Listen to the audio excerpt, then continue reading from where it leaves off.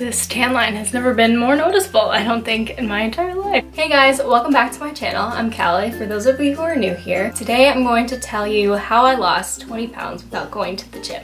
These tips that I'm going to share with you are not overnight fixes. They're lifestyle changes and they might work differently for you depending on your current lifestyle and habits. I'm also not a nutritionist or a doctor, and so if you are planning to make some changes in your life to instigate weight loss, definitely consult them before following anything I say, because these are just tips that I found work for me based off my personal experience and research. To give you guys a bit of a backstory, I started law school in the fall of 2016, and for those of you who don't know, while being a grad student, it's super hard to be healthy. It's a very sedentary lifestyle, mostly composed of sitting and studying, and then you'd get up and you walk to class to sit in class, and then you get back up and you go and sit and study again. And on most weekends, I spend my life in the library doing the exact same thing. On top of that, graduate school can be very, very stressful. So on the weekends, people tend to go out and relieve their stress by going out and drinking and tailgating and eating loads of unhealthy food. Before starting law school, I was super active. I ate fairly healthy and I've never been really a huge drinker. But when I started law school, I kind of just got swept into this unhealthy lifestyle of going out and drinking and then eating unhealthy food, and you just sit and there's no movement. And so because I was at a new school, I was like, gotta make some friends, so you go to where the people are. So it's just a bad combination. Despite all of this, somehow I was shocked when I went to the doctor for my annual checkup and they told me I weighed 143 pounds. So this was in January of 2017. That might not seem like a huge number, but I'm 5'3", and for my height, that's considered overweight. Now, I've never been a scale person, and numbers aren't something that's important to me, neither is how I look. It's just about how I feel and if I feel healthy. My entire life, I've always been a healthy weight. I'm naturally very petite, but I'm not naturally super skinny, and I don't have a naturally super fast metabolism. So hearing 143 was a bit of a shock for me. My doctor, God bless her, was trying to make me feel better, and she was like, oh, when I was in med school, I weighed the most I have in my entire life, even more than when I was pregnant with my kids. I heard that and I thought, oh, you're fine. You have no choice. You're in law school. You have no choice but to be unhealthy. One, not only is that completely wrong, you do have choice. Two, is that that's not my point. My point is that over the next year and a half, my mindset going into that was not that I was trying to lose weight. My mindset was that I just wanted to feel good and feel healthy. Prioritizing how I wanted to feel, I was able to resist all the peer pressure to go out and drink and eat bad things, and I ended up losing 20 pounds over the next year and a half. Now my weight is typically 121 or 123 depending on the day. I feel happy and healthy, and to me that's what's most important. Without further ado, let's get into some of the tips and tricks. Okay, so brief intermission, my camera died.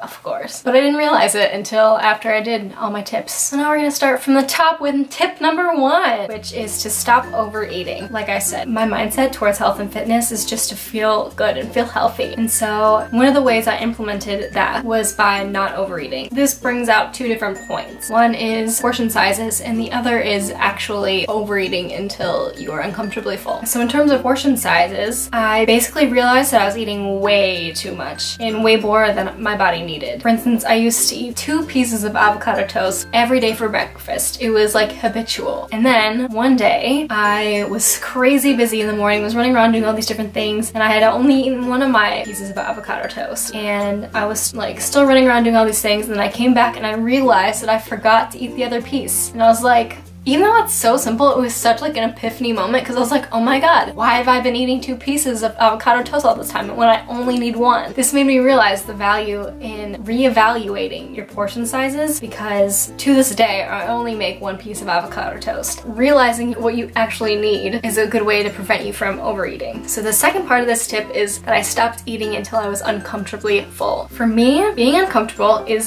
the absolute worst feeling. Whether it be I'm uncomfortable because I'm in a dress that's too tight, or I'm in an awkward situation. I hate being uncomfortable. It's the worst. After one meal in particular, I ate past the point of full and was just genuinely in pain. I said enough is enough. The way I feel, the way I feel right now is not worth those extra bites that I had of my meal. Even now, it's sometimes so hard to resist to keep picking at a meal that you just finished eating once you're already full because it was so good. But now I just think back to how uncomfortable I know I'm gonna feel and how how angry I will be at myself when I'm like laying there in pain with my pants unbuttoned. Thinking of the feeling of eating past the point of full is the thing that stops me right in my tracks. I still get crazy full from time to time because I'm human and I really enjoy food. Now it's very rare. It happens way less often. So this tip is definitely a really good one to implement if you're trying to lose weight or feel a little bit healthier. Tip number 2 is to stop eating because you think you should or because you're bored. These two are big ones, but they're really easy to explain. I used to mindlessly snack like crazy while watching Netflix, while doing homework, in between classes, you name it, I was probably snacking. While snacking isn't in and of itself a bad thing, eventually I recognized that I was snacking way too much. It was always when I was bored and I was not actually hungry. To get this under control, first thing I did was I stopped buying snack foods because it took away that incentive to have a snack in between class, and it decreased the probability of me eating because I was just bored. Additionally, I started limiting my snacks to when I was actually hungry, which is a great transition to my next part of this tip, which is stop saying that you should eat. All the time, I used to think, oh, I should eat before I go to class. And while that is also not a bad thing in and of itself, now, if I think, oh, I should eat something, I take a second and I ask myself, are you hungry? And if I'm hungry, I have a snack. If I'm not hungry, I don't have a snack. And if I think I'm gonna be hungry really soon, I bring a snack with me to wherever I'm going. Now, this is important because when I eat and I'm not actually hungry, I don't have hunger as a gauge as to when to stop eating. Hunger is really helpful in controlling your portion sizes because when I eat and I'm not hungry, my portion sizes escalate very quickly. So if you are a fellow snacker, please try out these tips because they might be very helpful for you, because they've been crazy helpful for me. Tip number 3 is to make better choices about what you're putting in your body. To preface this, I don't count calories, I don't count macros, I don't follow any specific diet plan, I just eat intuitively. And by that, I mean that I just listen to my body and whatever I feel like it needs, I eat. In eating intuitively, I try and focus on a couple things. First, I try to maintain a balanced diet. Second, I focus on eating as naturally and as minimally processed as possible. The Western diet is so saturated with processed foods that have sneaky added sugars, artificial ingredients, chemicals, preservatives, all those sorts of things. Processed foods usually have a really high level of unhealthy fats and sugar. I like to avoid all of those things. Almost all, if not all, of these additives have been proven to be really unhealthy in the long run, so I try and cut out processed foods as much as possible. A good rule of thumb for me is the smaller the ingredients list, the better. Secondary rule of thumb is that if I read the ingredient list and I don't know what everything is, I don't buy it, which is a good way to keep everything that you're eating as natural as possible. When it comes to gluten, a lot of people are anti-gluten. I'm not super anti-gluten. I do try to minimize it as much as possible because most products with gluten in it are super processed. I don't have a gluten intolerance or anything, and I found that having a piece of toast in the morning instead of an apple keeps me full until lunchtime, if not past lunchtime. So for that reason, I keep gluten in my diet, but I do minimize it and I find the healthiest and most natural versions of it that I can. Speaking of that, right now I'm trying to find a gluten-free bread that I like that's not super processed. I haven't been able to find one that I like just yet, but if you have any good recommendations for me, please leave them in the comment section below because your girl needs some advice. And when it comes to eating natural foods, I know organic vegetables are a lot of times way more expensive than the regular vegetables, and I'm a law student and I have $0. So when I do go grocery shopping, I try and buy organic of the things that you eat the skin of. So I would buy an organic pepper, but I wouldn't buy an organic sweet potato because I peel sweet potatoes. That's how I determine what I buy organic and what isn't. So if eating organic and eating naturally is super important to you, that's a good tip to follow if you're trying to save some money. And so lastly, with what I choose to eat is that I focus on how I want to feel after I eat. After I eat, I really like feeling full and satiated, but not sluggish and uncomfortable. So I tailor what I eat to how I want to feel after. For instance, I avoid certain types of cheeses, which is really sad for me because burrata is delicious, but it makes me so sick. So I don't eat burrata. Also, I've almost completely cut out alcohol from my diet. Personally, one, I don't like the taste of most alcohols. Second, my body does not handle alcohol well at all. My stomach is like, no. And honestly, the morning after I have a glass of wine and the morning after I don't drink any alcohol is like night and day. I can feel it right away.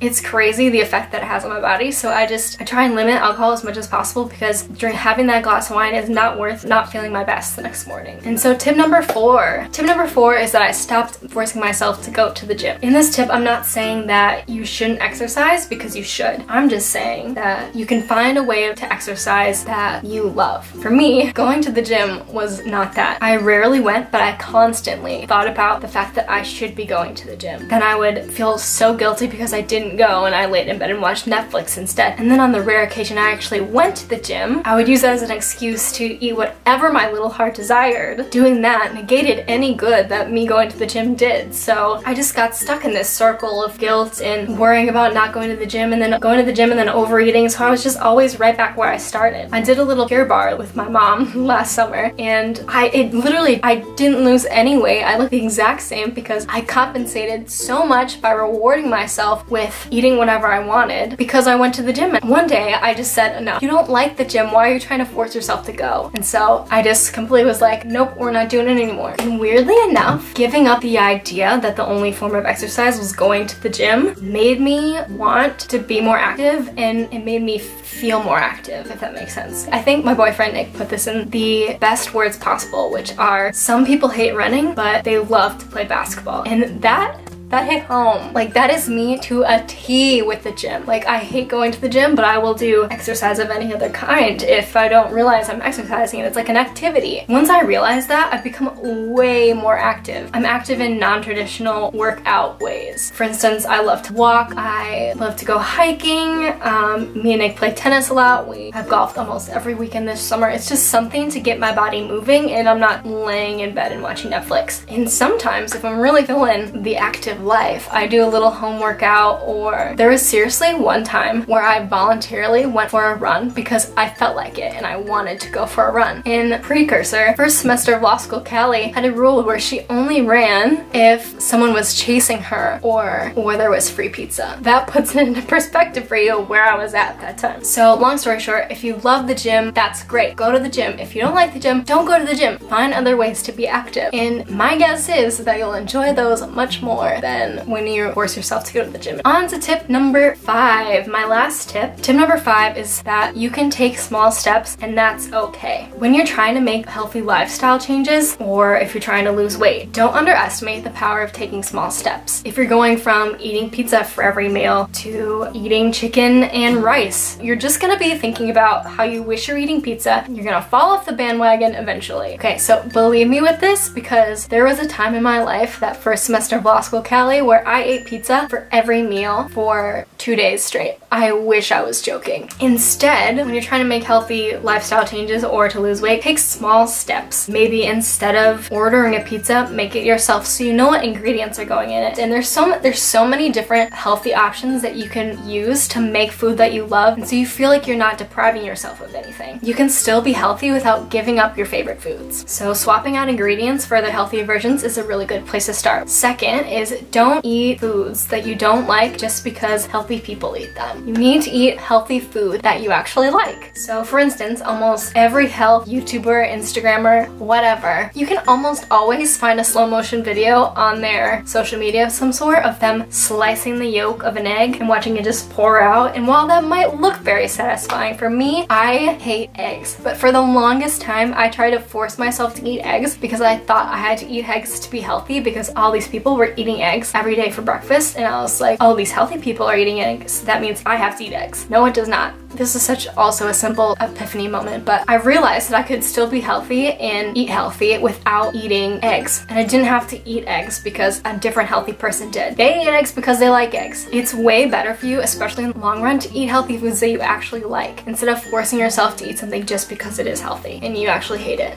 like eggs. My boyfriend Nick is actually a perfect example of this because he doesn't like most healthy foods. Basically, the only vegetables he likes are white potatoes and kale. When I cook for us, I make kale because I know he will eat kale. I don't make any other type of vegetable that he doesn't like because I know he won't eat it. And just because I know it's healthy doesn't mean that I should force him to eat something that he doesn't like. And so also, he loves chicken and pesto pizza. And so when I make it, basically implement the tip I just talked about of switching the ingredients out for their healthier version, which is a low-key way of him eating healthy without him realizing it. And so he can still enjoy the chicken pesto pizza that he loves, but I know that it's healthier for him than other ones he could get at a store or at a restaurant. So we're both happy. So that's it. That concludes my tips on how I lost 20 pounds without going to the gym. If you like this video, please give it a like because it really supports my channel. And make sure to subscribe because I put out new videos every Monday. And tick the notification bell so you don't miss any of my future uploads. Thank you so much for watching. Bye!